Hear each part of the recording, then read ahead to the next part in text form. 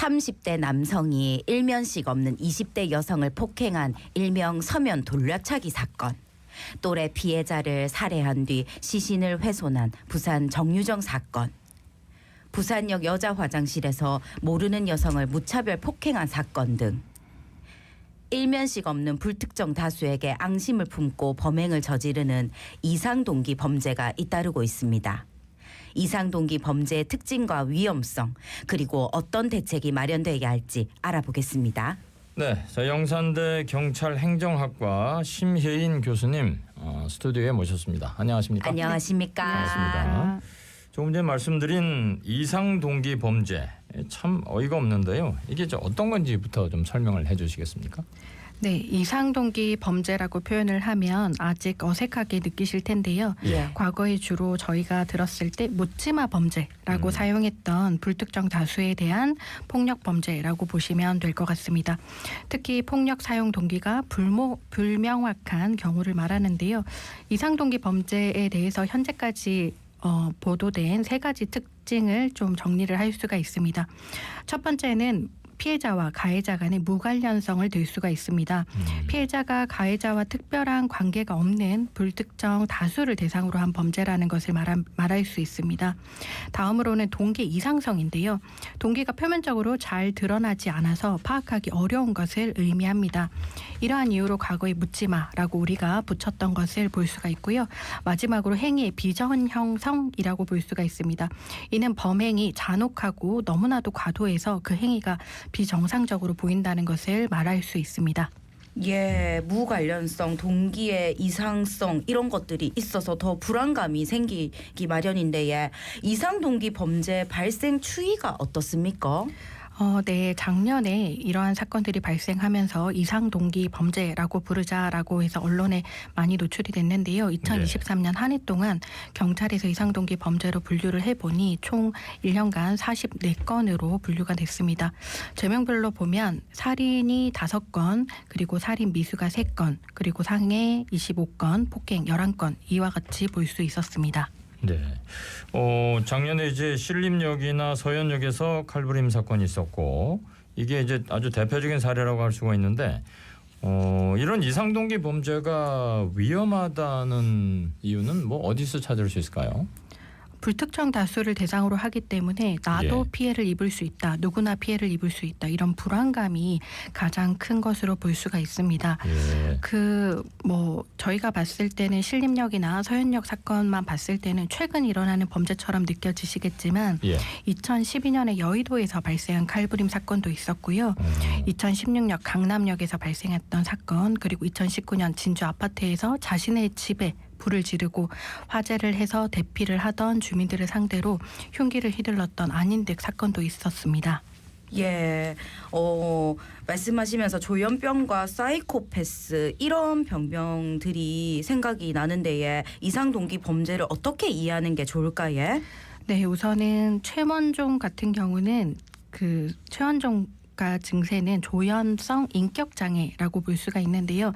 조현성 인격장애는 조현병이랑은 조금 다릅니다. 조현성 인격장애는 공상 등 기이한 사고 패턴이 나타날 수 있으나 조현병의 망상 수준까지는 아니다라고 보지만 하지만 최원종의 범행 당시에는 조현병에 이르는 수준이 아니었을까라고 추정이 됩니다.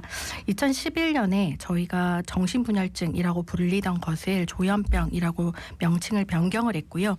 망상이라든지 환각, 환청 등이 주요 증상으로 나타납니다. 반면에 조선 같은 경우는 사이코패스 반사회적 성격 장애의 특성을 나타내고 있습니다.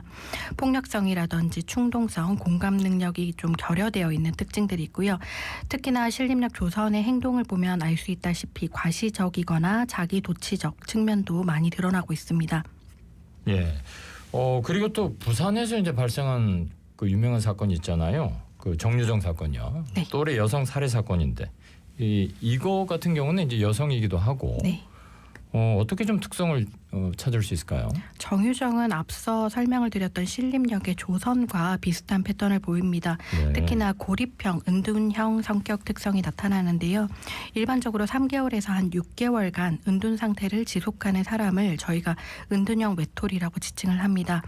이와 같이 지칭을 할 때 정유정 같은 경우와 조선 모두가 정가가 그 전에 뚜렷하게 있었다라고 본다면 정유정은 그 상태가 조금 드러나지 않았지만 조선은 명확하게 전과도 있었고, 그리고 정유정과 조선의 공통점으로 본다면 취업 유지율이 조금 낮고, 그리고 예. 친구가 거의 없고 생활 반경이라고 합니다. 신용카드를 예. 쓰거나 전화를 쓰거나 그러한 내용들이 좀 상황이 드러나지 않았다라고 볼 수가 있고요. 그런데 그렇다고 해서 고립형이나 은둔형 외톨이가 모두 범죄자가 되는 것은 아닙니다. 하지만 코로나19 이후에 은둔형 청년이 2019년 33만 정도에서 2021년에 약 20만 정도 증가한 54만 명 정도로 추산이 되고 있어서 사회적으로 큰 문제다라고는 볼 수가 있을 것 같습니다. 예, 교수님, 우리나라에서만 이런 이상 동기 범죄가 발생하는 것은 아닐 텐데, 예. 지난 13일 호주에서도 흉기 난동으로 쇼핑갱 6명이 사망하는 사건이 발생했습니다. 아침부터 자꾸 이런 무시무시한 사건을 얘기하니까 조금 죄송스럽기도 한데, 예. 그래도 우리가 이런 부분에 대해서 좀 예방하고 대처하기 위해서 이런 방송을 하는 거니까 조금 양해 말씀 부탁드리겠습니다. 요 사건은 좀 어떤 부분 말씀해 주실 수 있을까요? 예? 네, 지난 4월 13일 시드니의 한 쇼핑몰에서 발생했던 사건입니다. 이 흉기 난동으로 인해서 9개월 된 아기를 포함해서 12명이 크게 다쳐서 세계적으로 크게 이슈가 됐었습니다. 이 가해자 같은 경우는 17살 때부터 정신질환을 받은 기록이 있었고요. 하지만 그 전까지 범죄로 기소되거나 체포된 기록은 없었다고 합니다. 하지만 현장에서 사살되어서 정확한 범행 동기를 저희가 알 수는 없지만 일상생활은 가능했으나 정신질환을 지속적으로 앓고 있었다라고 추정만 할 수 있는 수준입니다. 네. 그렇다면 혹시 이런 한국의 경우에 이상 동기 범죄 피해자들은 어떻게 좀 보상을 받을 수가 있나요? 네, 그렇습니다. 헌법 제30조에 범죄 피해를 받은 국민들에 대해서 국가로부터 구조를 받을 수 있도록 정해져 있습니다. 예. 범죄 피해자들은 연간 최대 1,500만 원 정도를 지원을 받을 수 있고요. 예. 지원 경로가 근데 너무 나눠져 있습니다. 범죄 피해 구조금, 대검찰청 지원제도, 그리고 비영리 범죄 피해자 지원센터 이렇게 나누어져 있다 보니까 피해자들이랑 피해자 가족들이 이와 같은 서비스를 받는데 조금 어려움이 있습니다. 그래서 올해 서울시부터 시작이 될 것 같은데요. 원스톱 솔루션이라고 해서 범죄 피해자를 지원하는 유관기관들이 모여서 한꺼번에 어떤 피해에 대한 도움이 필요한지를 이제 앞으로 체계적으로 운영을 할 수가 있을 것 같습니다. 예, 원스톱 솔루션. 이게 서울시에서는 이제 시행이 되는데 네. 부산은 아직 없는 거지. 예. 부산은 아직 논의 단계에 있는 것으로 알고 있습니다. 예, 이런 부분이 좀 빨리 생기면 좋겠네. 예. 그러면 이상 동기 범죄 처벌은 어째 이루어집니까?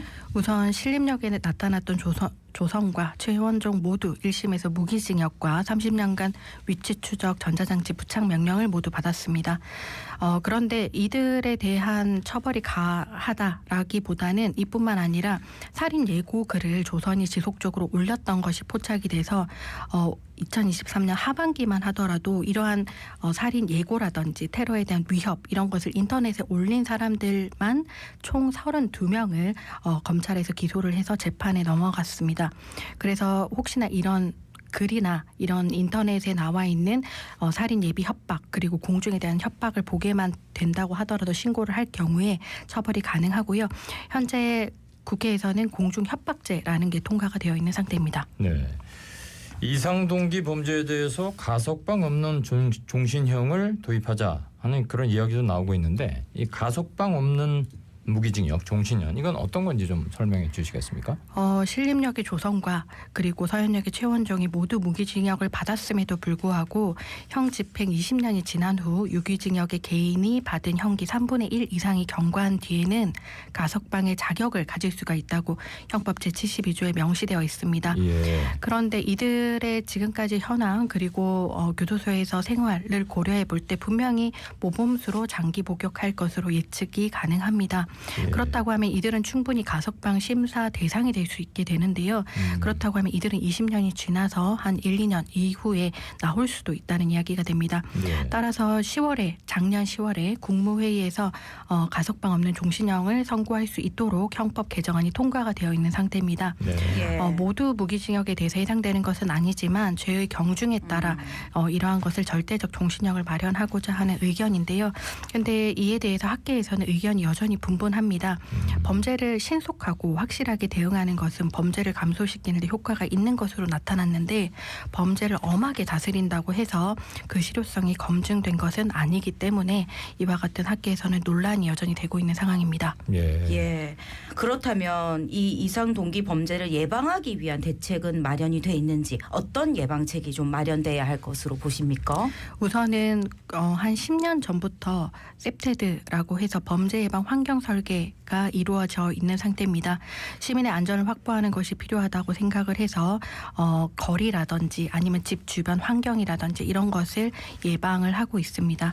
현재 지능형 CCTV의 확대 설치가 전국적으로 아마 시행될 것으로 예상이 되는데요. 지능형 CCTV는 폭행 행위가 발생했을 때 자동적으로 20초 만에 포착을 하고 이와 관련해서 가까운 경찰서나 지구대나 쪽으로 신호를 보낼 수 있는 것을 이야기를 합니다. 그렇다고 또한 그 CCTV 중에 소리를 감지하는 CCTV도 있습니다. 예. 소리를 감지하는 CCTV는 사람들의 비명 소리나 이런 것을 경찰이나 인근 지구대에서 신호를 잡을 수 있게끔 지금 조치가 이루어져 있는데 이게 아마 확대될 예정인 것 같습니다. 예. 그러니까 CCTV 화면상으로 폭행이라든가 어떤 범죄적인 영상이 잡혔을 경우에는 말하자면 인공지능이나 이 기계적으로 그걸 포착한단 말이죠. 네, 자동적으로. 맞습니다. 네. 이런 게 있으면 사람이 하는 것보다 훨씬 빨리 좀 대처할 수 있겠네요. 네. 혹시 자율 방범 활동 이런 것도 좀 효과가 있을까요? 과거에 저희가 많이 했던 활동 중에 하나인데요. 부산시 같은 경우에는 부산시에 있는 경찰행정학과가 꽤나 많이 있습니다. 예. 그러다 보니까 경찰행정학과에서 대부분 운영하는 게 캠퍼스 폴리스라는 걸 운영을 합니다. 예. 그러면 그것들을 운영을 하면 사실은 대학가 주변이나 그 인근에서 사실 번화가 되어 있는 지역이잖아요. 그런 지역에서 대학생들과 그리고 지자체 그리고 경찰 지구대에서 함께 순찰 활동을 지속적으로 한다면 사람들도 조금 안심을 할 수가 있고 그리고 범죄자들도 사람들이 이런 안전 활동을 하는구나 해서 경각심을 느껴서 행동을 바로 하지 않을 가능성도 높을 것으로 예상됩니다. 예. 자, 오늘 이야기 끝으로 마지막 한 말씀 남겨주신다면 예. 이상동기 범죄라고 한다면 계속해서 나오는 게 조현병과 은둔형 외톨이 이러한 문제들이 지속적으로 나옵니다. 하지만 이 사람들이 모두 범죄자로 보는 왜곡된 시선을 조금 조심할 필요가 있고요. 뿐만 아니라 이런 이야기가 계속이 되면 왜 범죄 피해자들은 좀 소홀히 하느냐라고 할 수가 있습니다. 따라서 범죄 피해자뿐만 아니라 피해자 가족들을 위한 적극적인 보호라든지 아니면 대응 시스템도 충분히 마련되어야 할 필요가 있다고 저는 생각이 됩니다. 네, 예. 알겠습니다. 자, 오늘 말씀 여기까지 듣겠습니다. 오늘 말씀 감사합니다. 감사합니다. 네. 예, 지금까지 영삼대 경찰행정학과 심혜인 교수였습니다. 예, 오늘 자갈치 아침에 함께해 주셔서 고맙습니다. 이명웅의 이제 나만 믿어요 남기면서 오늘 인사드리겠습니다. 자갈치 아침에 18,400회 김진수였습니다. 유기경이었습니다. 감사합니다.